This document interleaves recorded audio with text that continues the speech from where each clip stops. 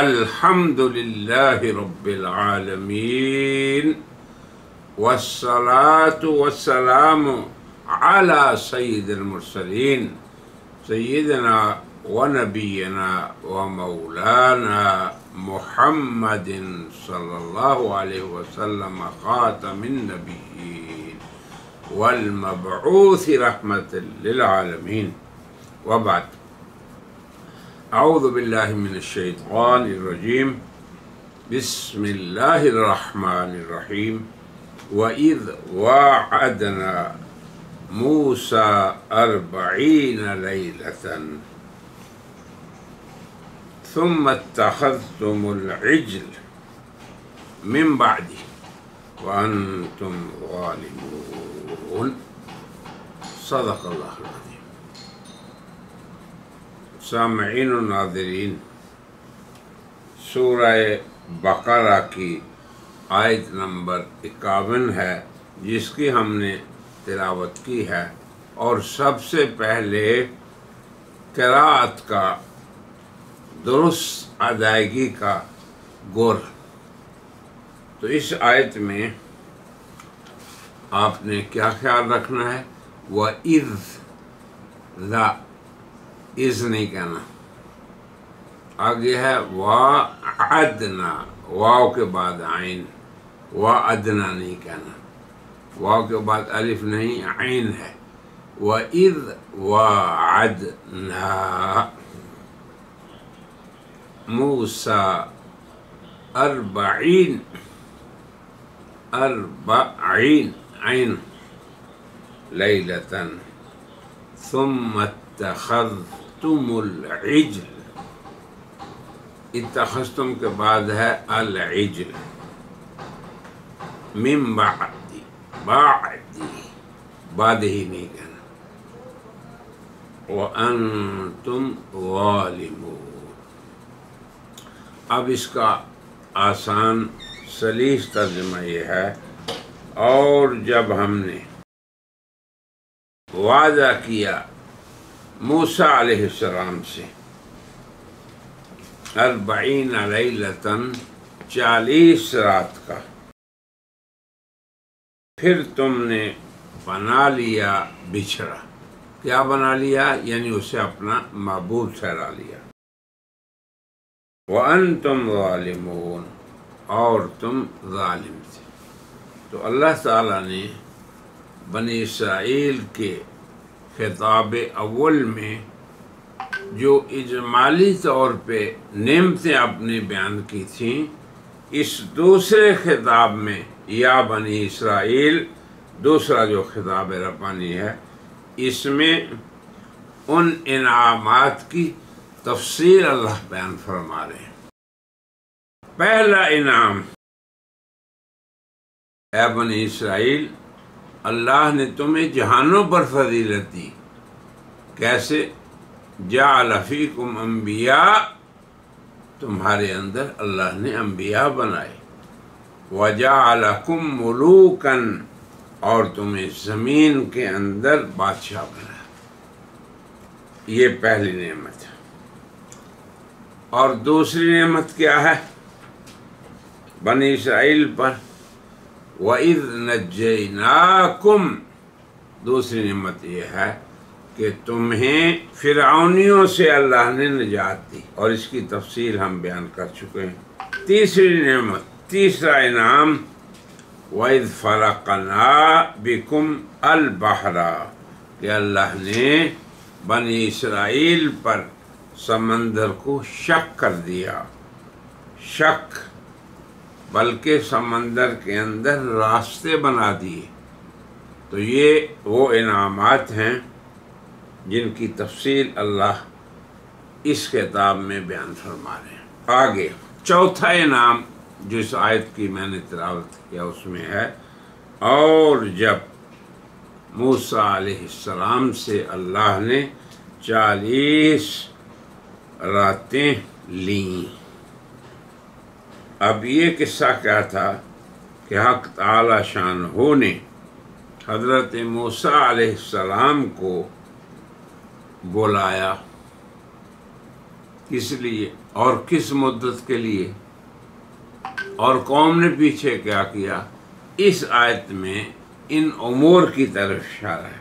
تو اللہ نے بنی اسرائیل کو ان کے نبی کے ذریعے ان کی کتاب عطا کرنی تھی، اور اس غرض کے لیے اللہ نے حضرت موسیٰ علیہ السلام کو 40 راتوں کا لفظ بولا۔ 40 راتیں کا معنی یہ ہے کہ 40 دن رات کے لیے اللہ تعالیٰ نے انہیں طلب کیا کہ وہ اللہ کے لیے اعتکاف فرمائیں اور کوہ طور پر تشریف لے آئیں۔ اب یہ تو ایک طرف تھا نبی علیہ السلام کا اللہ سے کتاب پانے کے لیے جانا، اللہ نے تو اپنا وعدہ پورا کیا۔ ایک دوسری جگہ یہ ہے وَوَاعَدْنَا مُوسَىٰ 30 لَيْلَةً کہ اللہ نے موسیٰ سے 30 راتوں کا وعدہ لیا، پھر فرمایا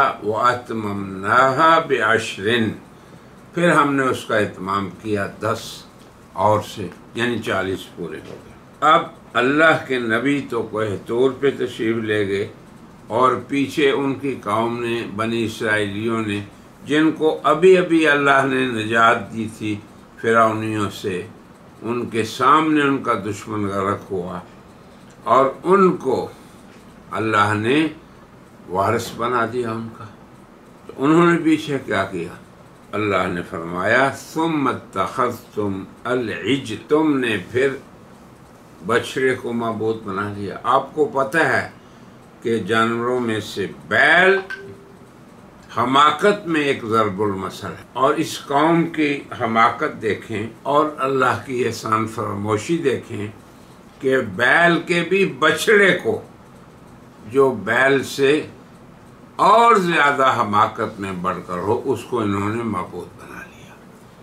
اور ہوا یہ کہ سامری جو منافق تھا، اس نے بعد میں اس بچڑے کی پرستش کا فتنہ کھڑا کر دیا، اور اللہ تعالیٰ اگلی آیات میں اس کو بھی ذکر کریں گے، تفصیل سے بیان کریں گے کیا ہوا۔ لیکن اس آیت کی طرف ہم آ جاتے ہیں۔ تو اب مفسرین نے لکھا ہے کہ یہ 30 راتیں ذوالقعدہ کی تھیں اور 10 راتیں ذوالحجہ کی، اب کل یہ 40 ہو گئیں۔ تو لفظ لیلہ، رات کی تخصیص کو کیوں کیا اللہ نے؟ حالانکہ دن بھی تھا ان میں شامل، اس لیے کہ رات کو اللہ تبارک و تعالیٰ نے بندوں کو اپنے قرب خاص کے لیے مقرر فرمایا ہے۔ آپ کو پتہ ہے کہ حدیث میں آتا ہے، قرآن میں پہلے دیکھ لیں، ان ناشئۃ اللیل ہی اشد وطئا، رات کا اٹھنا نفس کے روندنے اور پامال کرنے اور بات کے سیدھا نکلنے میں شدید مؤثر ہے۔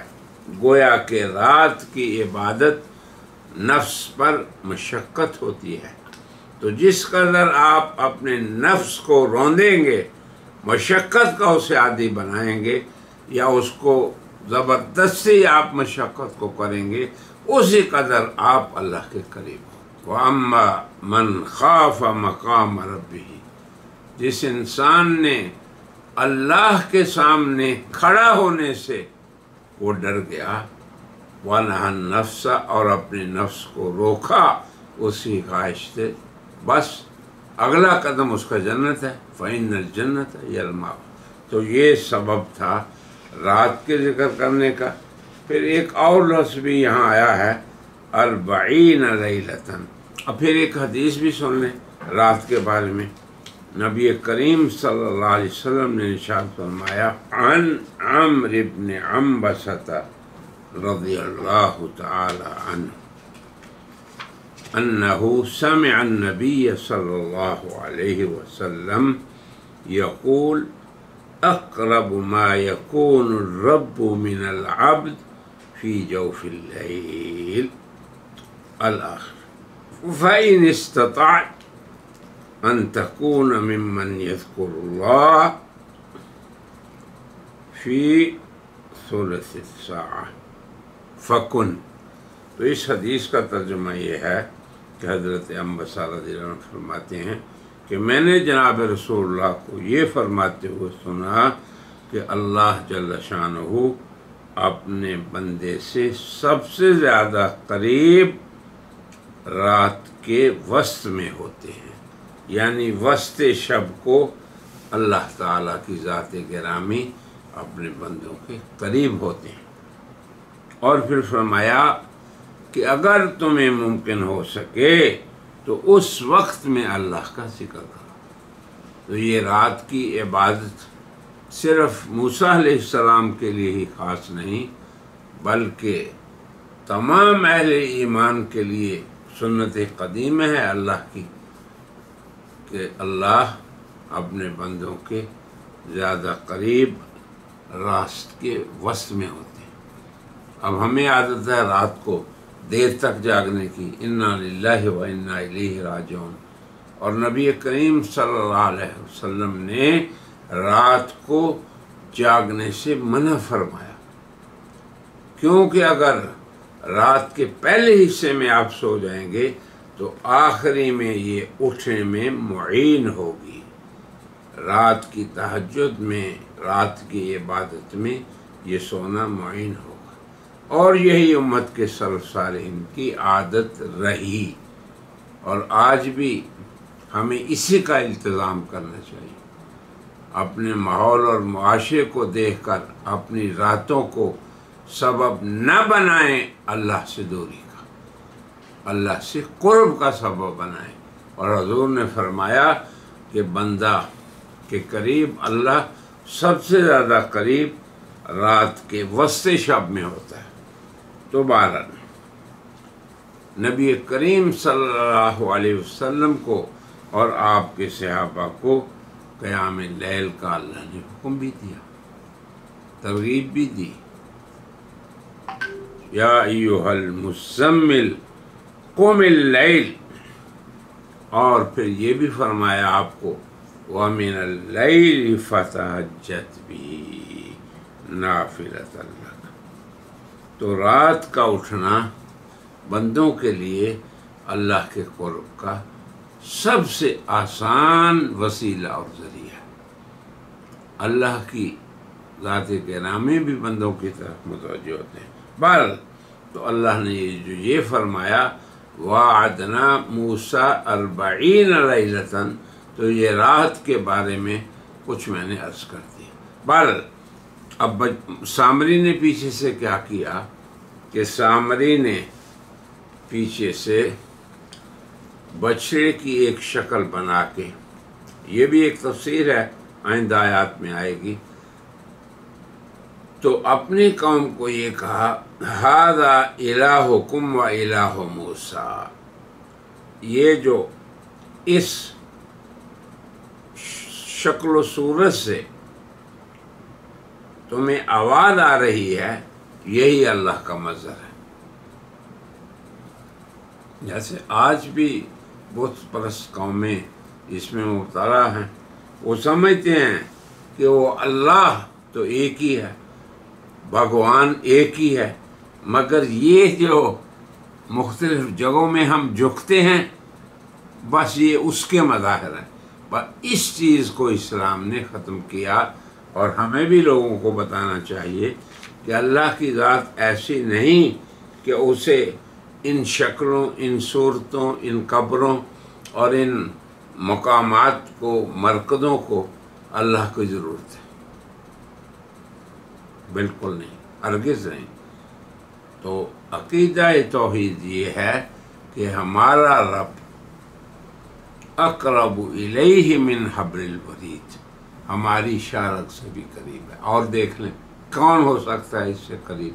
اس لیے جب اللہ تعالیٰ کو آپ پکاریں گے اذا سألک عبادی، کہ لوگ پوچھتے ہیں آپ سے، یہ حضرت نبی کریم صلی اللہ علیہ وسلم کو خطاب ہے میرے بارے میں، اللہ فرما رہے ہیں، تو کہہ دیں انی قریب، میں بالکل قریب ہوں. تو بہرحال یہ سامری نے اس ابتلا میں مبتلا کر دیا موسیٰ کی قوم کو، ابھی چھوٹی تھی فرعونیوں سے۔ تو اللہ نے فرمایا کہ تم دیکھو، حیا کرو اللہ کے انعامات اور اس کی نعمت ہائے جو بنی اسرائیل پہ ہوئی ہیں، ان کی کچھ قدر کرو۔ اور تمہارا حال یہ ہے کہ موسیٰ ادھر توریت لینے گئے اور تم نے پیچھے سے بچے کو بنا لیا۔ ثم اتخذتم العجل من بعدہ، اور آگے فرمایا وانتم ظالمون، اور دیکھیں کہ تم جانتے بھی ہو کہ ہمارا رب وہی ہے جس نے ہمیں فرعونیوں سے نجات دی، جس نے ہمارے لیے سمندر کو چک کیا اور راستے بنائے، پھر ابھی اس سے نجات پا کے ابھی تم جب تھوڑا سا تمہیں راحت ملی ہے تو تم نے اپنے رب کے ساتھ شرک شروع کر دی۔ تو فرمایا وَأَنْتُمْ ظَالِمُونَ، کس قدر ظلم ہے اور بے عقلی ہے آپ کی کہ اپنے ہاتھوں سے بنائی ہوئی صورتوں کو تم معبود بنا رہے ہو۔ یہ ہے ظلم بندے کا۔ اور نبی کریم صلی اللہ علیہ وسلم نے بھی فرمایا، اور اللہ نے قرآن حکیم یہ نص ہے، ان الشرک لظلم عظیم، کہ شرک یہ ظلم عظیم ہے۔ تو اللہ تعالیٰ نے فرمایا کہ تم یہ سارے انعامات تمہیں یاد بھی ہیں، آنکھوں کے سامنے ہیں، اور پھر تم ظلم کر رہے ہو۔ تو بہرحال آج کی اس مجلس میں اس چوتھے انعام کے بارے میں ہمارا خیال تھا کہ ہم بیان کریں گے، جو تقریباً بیان ہو گیا۔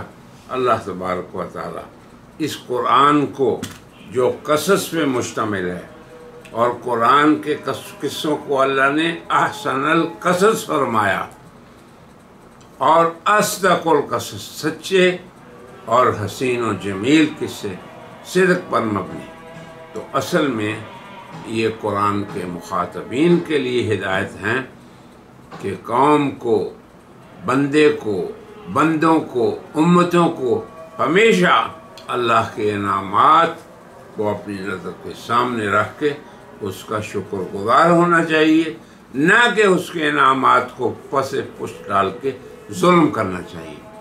اور اللہ کے حق میں ظلم سب سے بڑا ظلم ہے۔ اور فرمایا وَأَنْتُمْ ظَالِمُونَ، ان تمام نعمتوں کو، ان کا مشاہدہ کرتے ہوئے بھی پھر تم نے اللہ کو چھوڑ کے بچڑے کو معبود بنا لیا، اور یہ تمہارا ظلم ہے۔ اللہ تعالی ہم سبھی کو قرآن حکیم کی ان آیات سے ہدایت اور نور اور استقامت عطا فرمائے، آمین۔ وآخر دعوانا ان الحمد للہ رب العالمین۔